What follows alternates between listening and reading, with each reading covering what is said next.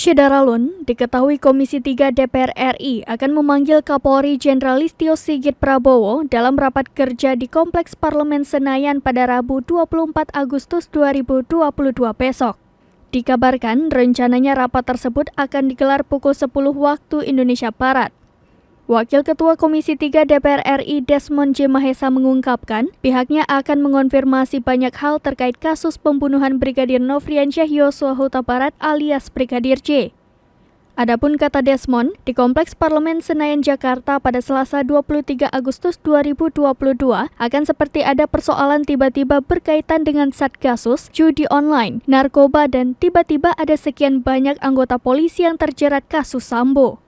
Selain itu, Komisi 3 DPR juga akan mengonfirmasi ke Kapolri soal munculnya isu kekaisaran Sambo dan Konsorsium 303.